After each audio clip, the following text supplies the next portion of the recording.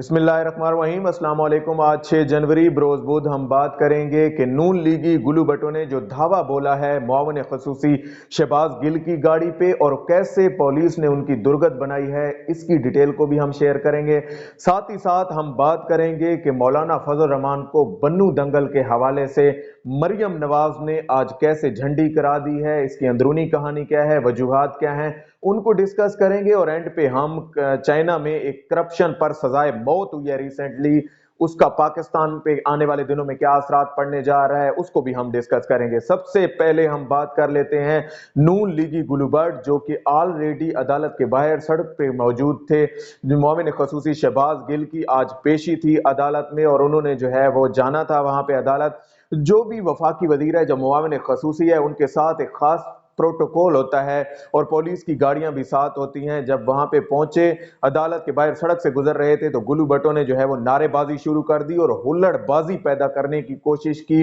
जिसके जवाब में अब उन्हें शायद अंदाजा नहीं था कि सीसीपीओ लाहौर अब गुलाम मोहम्मद डोगर हैं, जो कि किसी तौर पर इस बात को आपकी टॉलरेट नहीं करेंगे। पुलिस ने जो है वो उनकी ऐसी दुर्गत बनाई कि नून लीगी गुलू भट्ट वहां से भागने पर मजबूर हुए। इस तरह के वाकयात जो इनका पैदा होना और यकीनन एक जो है वो अफसोसनाक अमर है कि किसी भी वजीर या किसी भी सियासी शख्सियत की गाड़ी पर ऐसे नहीं होना चाहिए, क्योंकि ये एक लग ऐसे रहा था कि किसी प्लान के तहत जो है वो करवाया गया है। और कल को आप लोगों ने भी पेश होना है वहां पे और कहीं पे जो है वो गुजरना है किसी सड़क पे,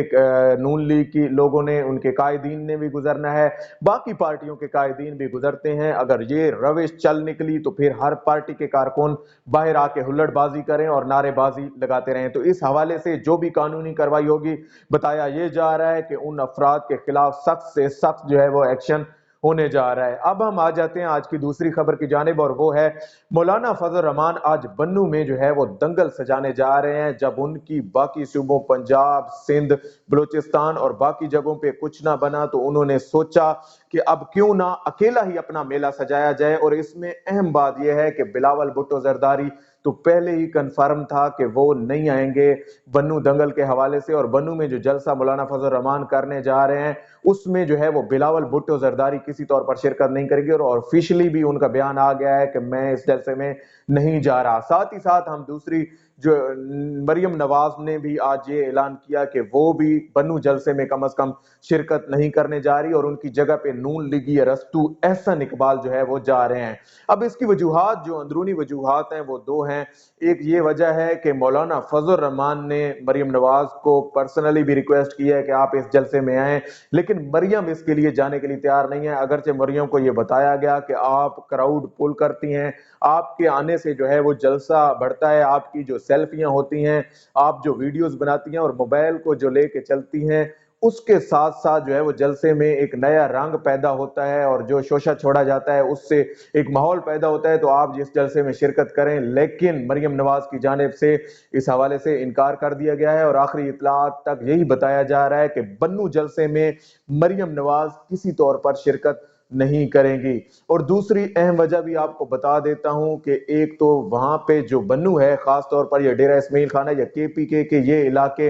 मेल डोमिनेंट इलाके समझे जाते हैं और बड़े खास तौर पर मौलाना फजल रहमान को इंतहाई तनकीद का सामना है कि आपने जो बयान दिया था और किसी औरत की हुक्मरानी को मैं तस्लीम नहीं करूंगा, और आज आप मरियम नवाज की हुक्मरानी को तस्लीम करने जा रहे हैं। क्योंकि अगर पीडीएम खुदा न खास्ता कामयाब होती तो मरियम नवाज ने वजीर आजम बनना था और मरियम नवाज की हुक्मरानी में जो है वो मौलाना फजल रहमान उनके नीचे काम करते, और अब भी पीडीएम में यही हालात हैं। तो मौलाना के मौक़िफ़ को वहां के लोगों ने यकीनन तशवीश का इजहार किया होगा। जो मकामी क़यादत है, उन्होंने कहा होगा कि हम ये बर्दाश्त नहीं कर सकते कि बन्नू जलसे में मरियम नवाज जो है वो शिरकत करें। अब हम आ जाते हैं करप्शन की कहानी पर। करप्शन में के पर जो है वो रिसेंटली जो है एक सजाए मौत हुई है चाइना में, और उसको बहुत ही ज्यादा पोर्ट्रे किया जा रहा है और इस हवाले से कहा जा रहा है, इमरान खान साहब अक्सर अपनी तकारीर में ये बयान करते हैं कि चाइना जैसे मॉडल को हमने जो है वो पाकिस्तान में लागू करने की कोशिश करनी है और हमने पाकिस्तान को उन इस्लामी असूलों पर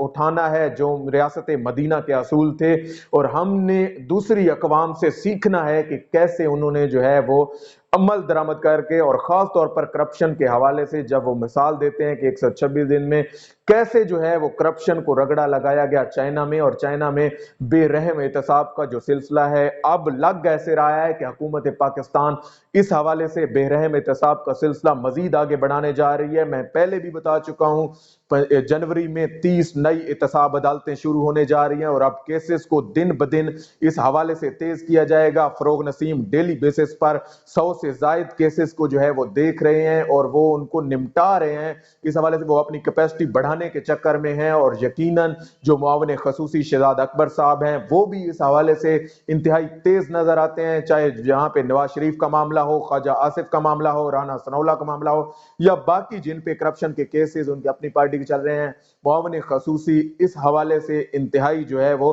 कंसर्न नजर आते हैं। अब मैं वापस आ जाता हूं, जो चाइना में सजाए मौत हुई है वो एक सरकारी कंपनी थी जिसका नाम था हुरांग ईस्ट मैनेजमेंट। इसमें जो है 58 साला इसका साबिक सीईओ एक्स सीईओ था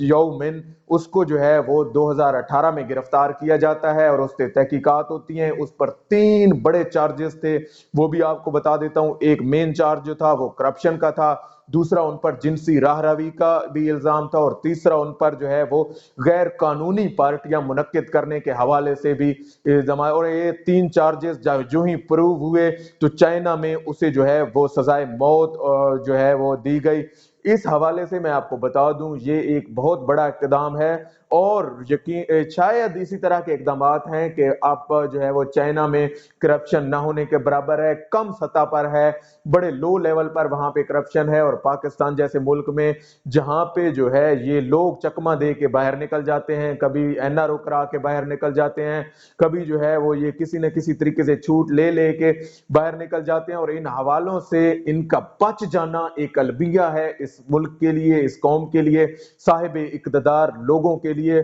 और अब जो खुशाइंद बात है कि इस बार शायद असूली फैसले कर लिए गए हैं और अब ये कहा जा रहा है कि एहतसाब से रिलेटेड किसी तौर पर भी कोई भी हो, चाहे वो अपनी पार्टी का हो या दूसरी पार्टियों का हो, उसको किसी तौर पर रिलैक्सेशन नहीं मिलेगी और एहतसाब के हवाले से हुकूमत मुकम्मल तौर पर जो है वो फैसिलिटेट करने जा रही है, चाहे प्रोसिक्यूशन के मामलात हों या बाकी मामलात हों। इस हवाले से पंजाब में जब से फयाजुल हसन चौहान को जेल खाना जात का वजीर लगाया गया है, जो सियासी तौर पर मजबूत कैदी हैं उनके भी दिन अब जो है वो बुरे गुजर रहे हैं और उनको भी आम कैदियों की तरह जेलों में रखा जा रहा है। मैं आपको बता दूं कि फयाजुल हसन चौहान ने चीखें तक निकाल दी हैं और जो ही ये लोग जब अदालतों में पेश होते हैं तो ये समाअत के दौरान ये चीजें सामने आती हैं, कैसे शहबाज शरीफ, हमजा शहबाज या बाकी लोग जो है वो ये बात